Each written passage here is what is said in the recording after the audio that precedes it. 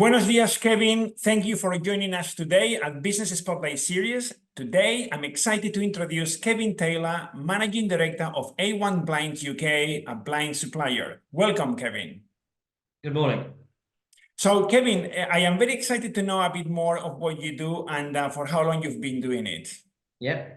Okay, so as you said, my name is Kevin Taylor, Managing Director of A1 Blinds. We're based in Blaydon in Newcastle upon Tyne, where we have a factory here where we manufacture and supply and install blinds and window coverings to the retail sector and also to the commercial sector.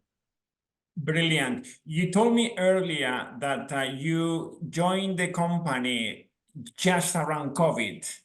So yes, that's correct. That's correct. So I was offered a position by the owners of the company to come in as managing director, run the company for them. Round about the sort of March time, just as everything was sort of kicking off, shall we say. So my start was postponed for a little bit. So I started in the June, just as everybody was coming back to reality. Great. And post-COVID, what was one of your main challenges or in the industry, if you like? What challenges do you come across post-COVID? Within the blinds industry? Yes. The health and safety of the employees, because at that time it was still very unknown. Vaccinations were unknown, so it was all about making sure that we were going into people's houses and everything. We're part of the construction sector, but we had to have all of the PPE, all of the checks and everything so in place. Everybody was daily temperature checked, anybody showing signs. So we just really stuck to what the government legislation led us at that time by. So the biggest challenge was keeping everybody safe because it was a bit of an unknown then. Yes, yes. Many of the businesses we interviewed, they all talk about how difficult it is to recruit talent and to keep talent. What's your experience on that? We've got a very loyal base here, shall we say. So I've got some people who've been here 30 years. A lot of people have been here over 20 years. So it's a company which is held on to its nucleus of people, shall we say. And we've brought in apprentices who have come on and grown with the company. Recruiting to get the right people, it is difficult. But once you get the right people, it's how you look after them people and take it forward from there. Great. And what are the aspirations for the business in the next 5 years? The aspirations is to grow the business, which is like any business really. But at the same time, you've got to grow a business and be profitable. Famous saying I was told when I first came into director level over 20 odd years ago was turnover's vanity, but profit's sanity. So you can sell as much as you want, but if you don't make profit, what's the point of being in business? Correct. So you've got to expand within a business under strict rules, shall we say, because you can grow too big too soon. But our aspirations is to grow the business steadily and profitably, both geographically and by product and by sector. And what I mean by sector is breaking more into the commercial area of the business as well. Okay. That's great to hear. What is your geographical remit? How far do you go from Newcastle? At this moment, from Newcastle, we probably travel an hour north, about an hour south, and probably round about nearly an hour west as well. We can't travel an hour east, or we'll be in the North Sea. So that's something we can't do. So basically we go down as far as a place called sort of Catterick area, and as far as Alnwick area, and as far west. We don't touch on the Carlisle, but Holtwhistle will just pass there. So we are looking to look at geographically more down south, further south than Yorkshire, so into sort of the North Yorkshire area and a little bit beyond. Brilliant, excellent. Now, what is when you recruit people, is there the one attribute you look for when recruiting people? What is the most important thing in your mind when you recruit people?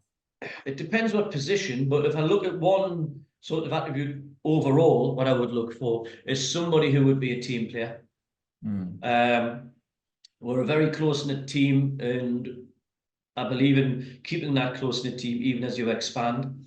And it's all about learning and helping each other and working alongside each other. There's no room for prima donnas. There's no room for people who don't want to work within different departments. Interesting you say that. There is a mantra, there is a you recruit attitude, you can always train skill. Yeah. But you cannot, yeah, it's, and I was listening to a podcast yesterday about Ronaldo being such a great player, he had a negative impact on the team. Yeah. It's incredible. Great, well, great insight to share with us, Kevin. Do you have a favorite book or books that what do you like reading? I'm not an avid reader because I haven't got a great extent. What's the word I'm looking for? Concentration span, shall we say? So, but I like to read books. If I do read books, something which is real. So if I look at business people who I've read Alan Sugar's book. I've read Richard Branson's books, which I found interesting from how they started. Sports, local to us, I read Paul Gascoigne's book, and basically how he started off and how people just took his money, shall we say. And the last book I read was Mark Clattenburg, The Referee. Okay. Found it interesting, but now people think he's got a Scottish accent since he went on a program of gladiators, but he hasn't. But it's quite funny. So they're the sort of books that if I was going to read books, I would read them type of books. That's brilliant. Now, do you have any advice for your 18-year-old self? If I looked at myself when I was 18 now, what did I not do? Maybe I would have started, instead of trying to go into a lower level of business, maybe educated myself a bit more and then started my own business in something probably within the home improvement industry, because that's what I have done and that's where I've always been. But my 18-year-old self would, try and become your own boss as soon as you can. Brilliant. You mentioned education. What a great word. And you may have heard this, before you earn, you have to learn. Yeah. So the word learn is an L followed by earn. Yeah. Interestingly. Jim Rohn said to work harder on yourself than you do on your business. Yeah. Because one thing with myself is that at the time I wanted to be an architect. That's what I had visions of being. And I went to college to start a course on that. But slowly I wasn't earning money and I wanted to earn money.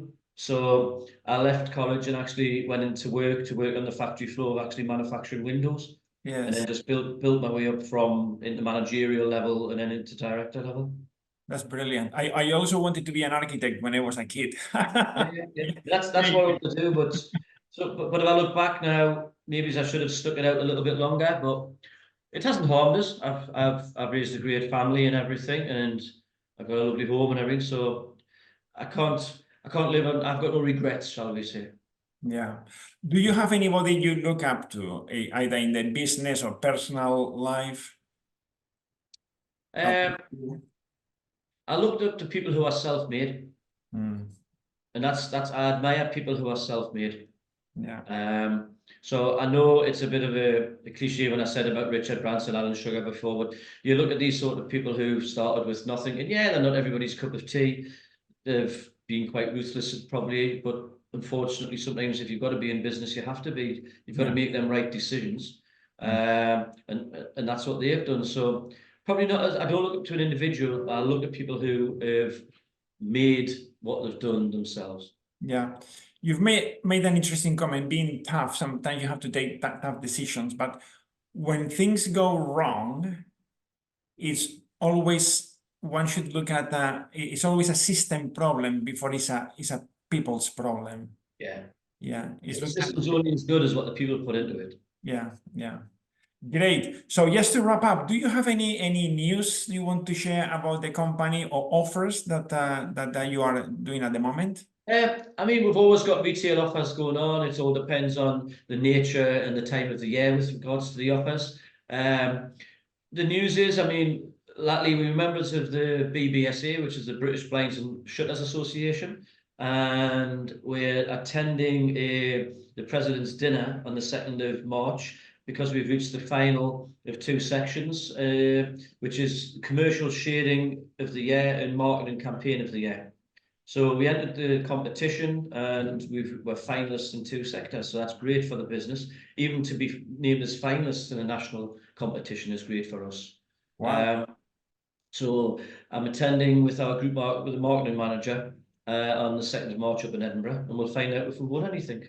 Oh, And if we do, then people will know. Well, good luck with that, Kevin. And well, it's been a real pleasure to have you join us today at Business Spotlight and for sharing your experience with us today. Thank you so much, Kevin. Thank you very much.